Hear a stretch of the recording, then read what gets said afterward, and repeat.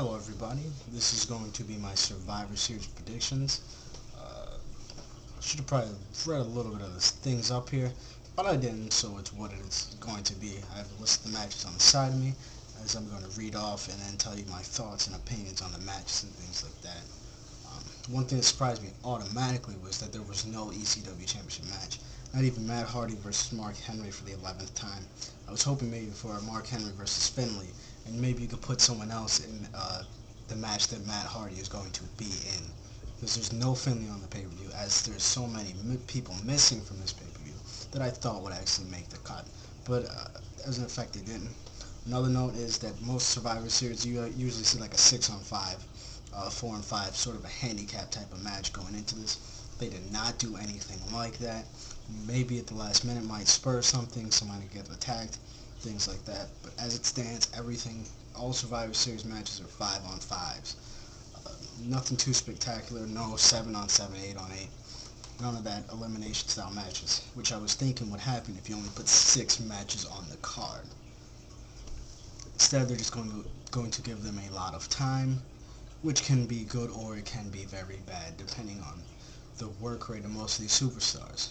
Probably what I will say is not going to be the best match of the night is the Team HBK versus Team JBL, my opinion, but that's how it goes. The first match is either going, my opinion what the first match is going to be is Team Raw, Beth Phoenix, Mickie James, Kelly, Candice Michelle, and Jillian Hall. Heels and faces on both of these teams versus Team SmackDown, Michelle McCool, Victoria, Maria Maurice, and Natalia. Of course, you're going to see that stuff where the heel doesn't want to get along with the face and they're on the same team.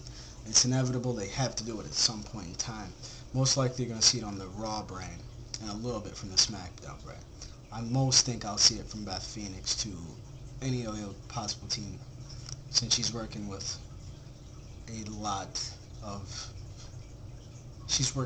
more faces. Really,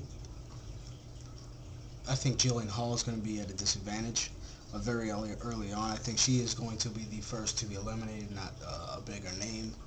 And from there, with Team Raw at the advantage or disadvantage, they will get the win somehow. So I'll say Team Raw. You have... Oh, I forgot to mention that the Women's Champion, Beth Phoenix, and the Divas Champion, Michelle McCool, are captaining the teams. Whatever. You have Team Batista, Batista, CM Punk, Kofi Kingston, Matt Hardy, and R-Truth versus Team Randy Orton. Randy Orton, Shelton Benjamin, William Regal, Cody Rhodes, and Mark Henry. This match is missing a lot of people. Manu might be present for this match because he does not have a match and has not had a match on a pay-per-view yet, which I was thinking that he might have sort of branch off a bit, but stay with the group as a whole. It would only work better for them. Not that is not the case. Several champions for this whole match, but like I said before, you have so many people missing from this pay-per-view in 6 matches. Traditional 5-on-5, the weakest man out there is Cody Rhodes, I would say, or actually Kofi Kingston, the way that they put it nowadays. They just put a weaker person on the stronger team.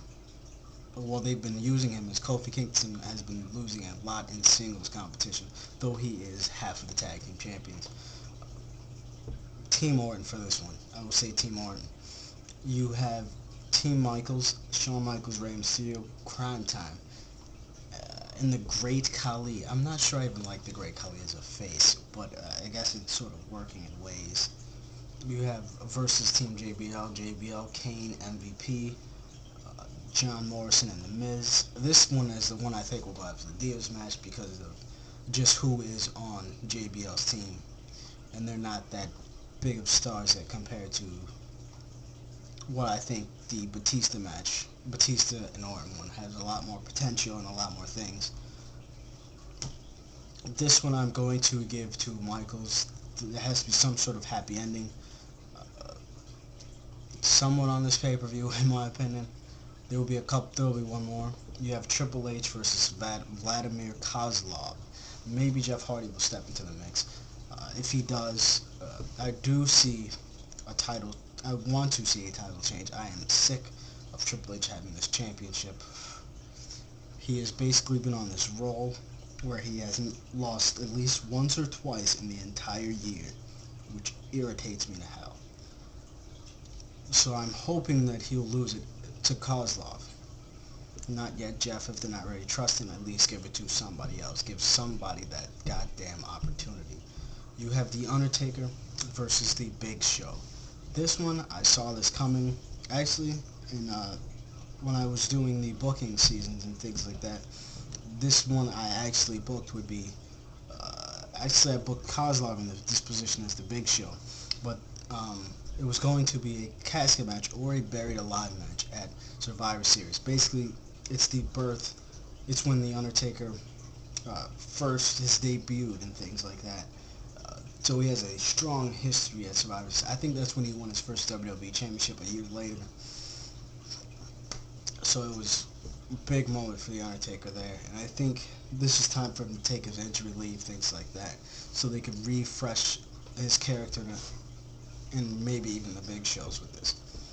You have what is, no doubt in my mind, the main event of the night, because hometown hero, so many other aspects going into this. You have Chris Jericho versus John Cena. This to me needed a lot more build-up. Needs a lot more build-up than just to just throw it on a Survivor Series. With John Cena never speaking once into the build-up. Chris Jericho can handle it himself. I guess that probably was a concern for the WWE, that Batista cannot handle himself well enough to speak by himself and promote the match very well. I don't think he could do that. Jericho, on the other hand, can do it. But without seeing his promos, I can't tell how good he did do. But I know that he can do it. He has that sort of potential to him. This could be a very good match. Chris Jericho's a very good wrestler. John Cena's kind of but he can throw some good matches in once in a while. Cena can. So you have, I just wish this was built up a little bit better than what it was, with John Cena actually on a speaking role, using his mic skills back and forth. Both of them have great mic skills to utilize them to head into a Survivor Series. I don't know for the life of me why even if he was still injured, why he didn't just step out there and then do it. He could have got that reaction then. A huge reaction than what he got. Probably they wanted him to get that huge reaction from way back when, because he's the hometown hero. Now this, in my opinion, who's going to win? I think John Cena will become the new World Heavyweight Champion. I believe it's his first reign too. So this is my thoughts on that. I don't think it's a great pay-per-view altogether. A lot of people missing. A lot of stipulations to the Survivor Series. Elimination matches are missing that I usually like to it. Not that much here.